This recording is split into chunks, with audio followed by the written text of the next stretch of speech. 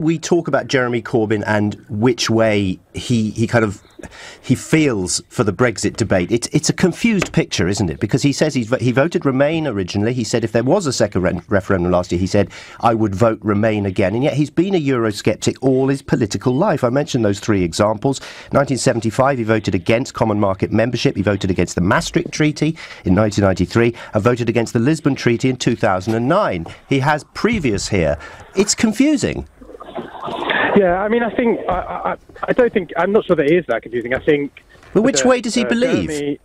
I think Jeremy, like many other people, myself included, found ourselves being reluctant Remainers. I mean, I was never really a pro-Leave person, but I did think carefully about the issues in that referendum because, you know, when you've seen what the EU has done as an institution, with the thousands of people drowning at its border because it won't let them in, trying to cross the Mediterranean with what it did to the Greek people, to the people of a whole raft of southern European countries. It is a deeply flawed neoliberal institution. And I can understand that. But for many of us, what we did in the end, and I think Jeremy's one of those people, is looked at weighed the options and decided that Brexit was never going to be a progressive thing, and that therefore Remain was the better option, the better of two evils kind of thing. But I think one thing I will just say, in terms of what Stephen said, is I find it interesting that quite a lot of people are suddenly talking about Labour Party policy as decided by conference, because to my memory, having been in the Labour movement for 21 years, most of the parliamentary... But not a member of the Labour Party. So, only for the last 2.5 years, no. But I've been I've been a member of the Labour Party since I was 15. That's fine. Just let me finish my point, which is that I don't remember members of the PLP being terribly bothered about ignoring policy as decided by conference before it suited their interests. And I think that is really the issue here. Like, it's simply not the case. No, it's simply not the case. I think what's actually quite sad about this is, I mean, my local party, for example, has a range of people, a range of views in the party. People who joined the party because of Jeremy, people who've been in the party for 40 years. And actually, what I find is an enormous amount of commonality, actually, with believing that Brexit indeed is not a progressive thing. It is not a socialist thing. It is not something that is going to be able to allow us to deliver the kind of programme that we want to for the economy in the future, and actually puts a lot of things that Labour stands for at risk. And I mean, you talked about the situation in Greece. I mean, I sat in a room just a few weeks ago with Yanis Varoufakis, hardly a Blairite or somebody on the right, a self-avowed Marxist who said that Brexit and the Tory approach to Brexit was being taken was a deeply, deeply damaging thing for our country. And he was urging, Jeremy, he was urging the Labour Party was urging the wider Labour movement to speak up against the kind of reckless plan that Theresa May is carrying through.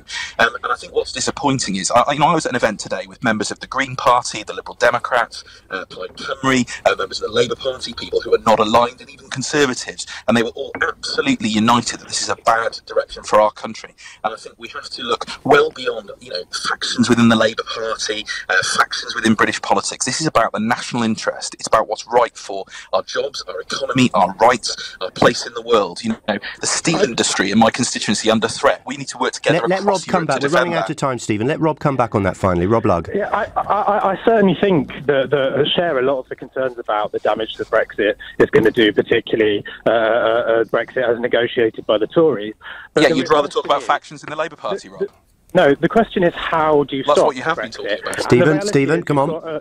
You've got a deeply divided country that we saw come out of that Brexit referendum. You've got millions of people who voted for Brexit, frankly, because they were fed up of the political establishment, and they saw that political establishment in the form of much of the PLP, along with getting on stage with getting on stages with George Osborne and David Cameron, the people inflicting misery on those communities and arguing for the EU, and that did huge damage to the case for the EU. Now, people like Owen Smith and other, frankly, people who are seen, rightly or wrongly, as members of a political elite, coming out and making these statements doesn't help that at all. Doesn't help change those perceptions. And I would argue that all the people who are saying we need to stop Brexit, people on Twitter with the FBP hashtag, etc., they'd be far better spending their time going to these communities, going to the kind of left behind working class communities that have been failed for generations. Which I was doing just this morning. To win those people over.